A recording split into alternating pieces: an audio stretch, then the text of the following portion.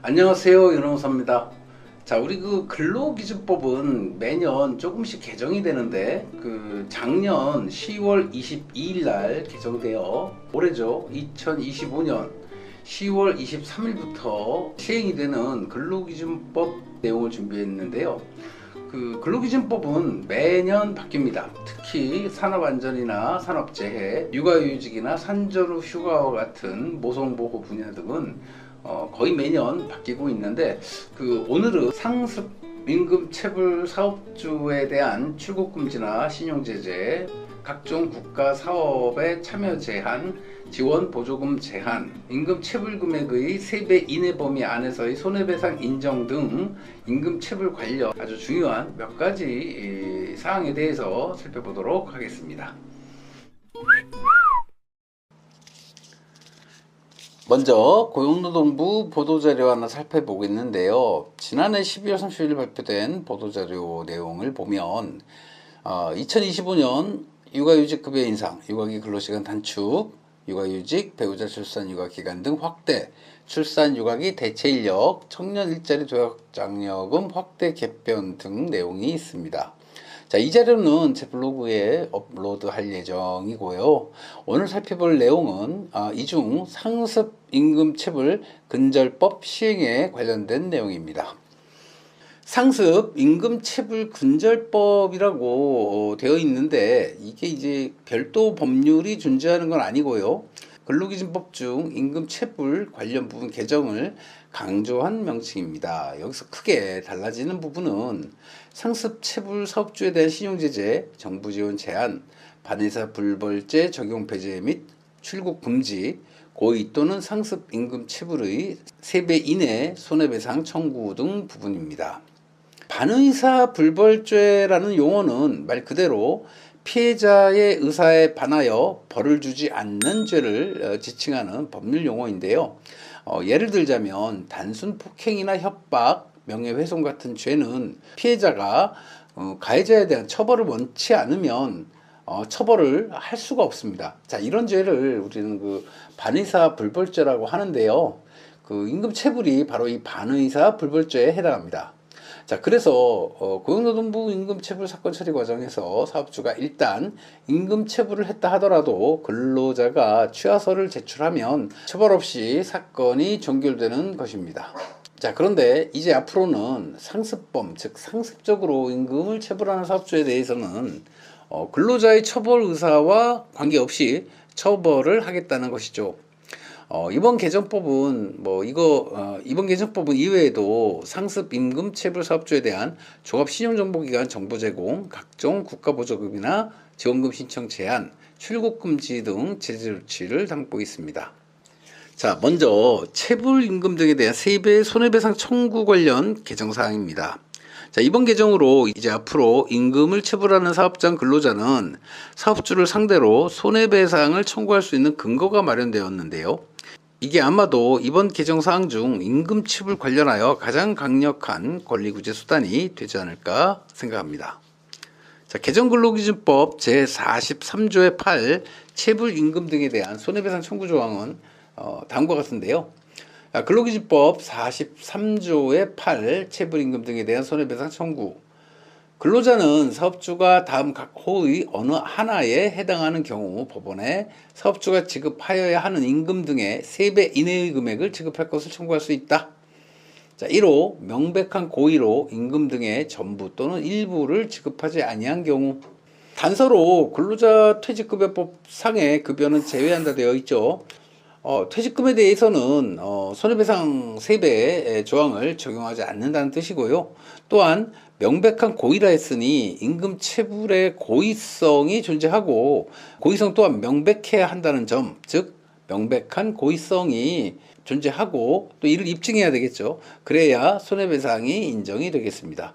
자, 이게 함정이네요. 2호 1년 동안 임금 등의 전부 또는 일부를 지급하지 아니한 개월수가 총 3개월 이상인 경우와 3호 지급하지 아니한 임금 등의 총액이 3개월 이상의 통상임금에 해당하는 경우. 자, 제2호와 3호는 명백한 고의가 없더라도 과거 1년 중 일부 미지급을 포함하여 3개월 이상 임금 체불이 있거나 체불임금 총액이 3개월 이상의 통상임금에 해당하는 경우에는 역시 손해배상 청구가 가능하다는 내용입니다. 즉 1, 2, 3호 모두를 만족해야 손해배상 청구가 가능한 게 아니고 1호, 2호, 3호 중 어느 하나에 해당하는 경우에는 모두 손해배상 청구가 가능하다고 보시면 되겠습니다. 자, 2항 법원은 제1항에 따른 금액을 결정할 때 다음 각 호의 사항을 고려해야 한다.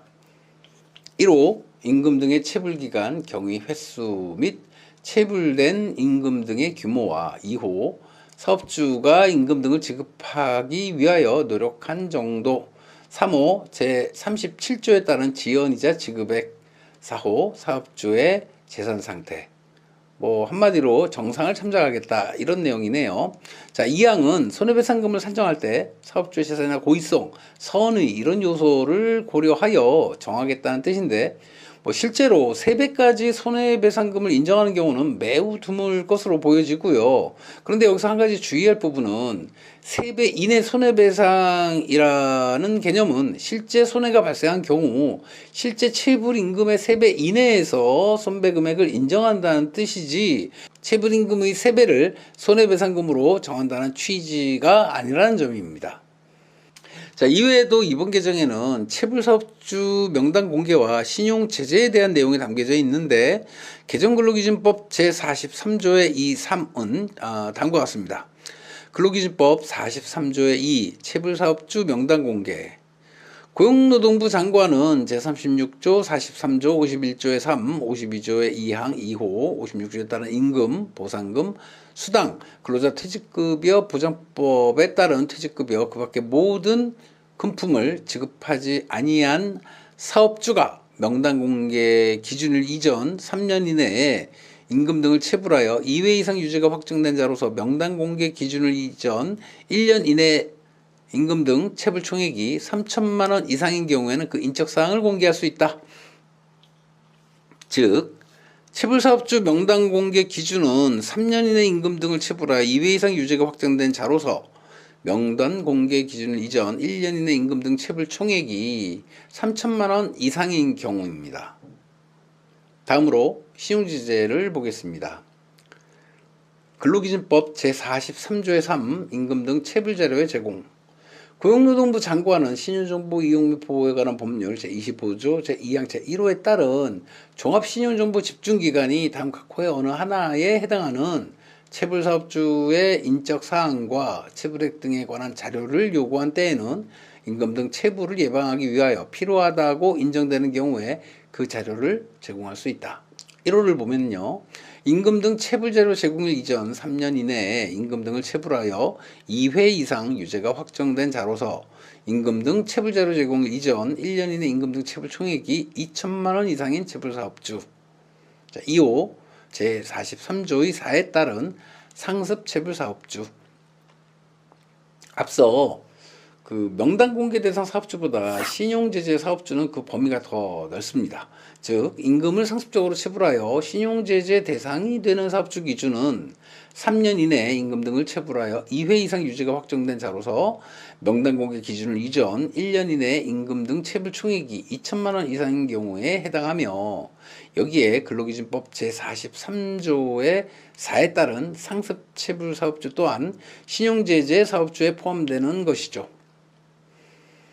근로기준법 제43조의 4에 따른 상습체불 사업주라 함은 각종 국가가 지원하는 보조나 지원 제한에 대한 사업주를 말하는데 근로기준법은 다음과 같이 기준을 정하고 있습니다. 근로기준법 제43조의 4 상습체불 사업주에 대한 보조, 지원 제한 등.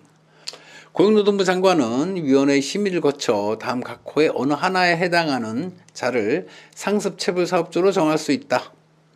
1호 임금 등 체불자료 제공일이 속하는 연도의 직전 연도 1년간 근로자에게 임금 등을 3개월분 임금 이상 체불한 사업주.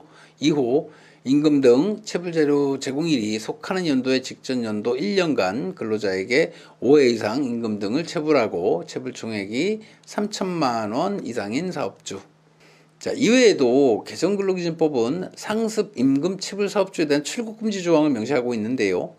출국 금지되는 사업주는 명단이 공개된 사업주가 그 기준입니다. 이렇듯 상습 임금 체불 사업주에 대한 각종 제재 조치는 그 기준이 조금씩 차이가 있습니다. 근로기준법 제43조의 7 출국 금지. 고용노동부 장관은 제43조의 2에 따라 명단이 공개된 체불 사업주에 대하여 법무부 장관에게 출입국 관리법 제4조 제3항에 따라 출국 금지를 요청할 수 있다. 자, 이렇게 오늘은 임금 체불을 상습적으로 하게 되는 경우에 국가로부터 받게 되는 제재 5가지, 체불임금, 세배 범위 이내의 손해배상, 체불 사업주 명단 공개, 신용정보기관의 정보 제공, 각종 국가 사업에 따른 보조금 지원 제한, 출국 금지 등에 대해서 알아보았습니다. 사실 그동안 임금 체불 사업주에 대한 제재 조치가 너무 솜방망이다라고 하는 비판이 있어 왔는데요. 그렇게 하다 보니까 임금 체불을 하는 사업주의 입장에서도 차라리 벌금 몇 푼 내고 말지 뭐 하며 상습적으로 임금을 체불하는 사례가 많았던 것도 사실입니다. 자, 그런데 이번 근로기준법 개정으로 앞으로 임금 체불을 하게 되는 경우 사업주가 받게 될 불이익이 단순하게 그 벌금으로 끝나지 않고 매우 강력한 제재 조치가 시행될 것으로 보여집니다. 한마디로 상습적으로 임금 체불을 하는 사업주는 폐해가 망신한다. 이리 보시면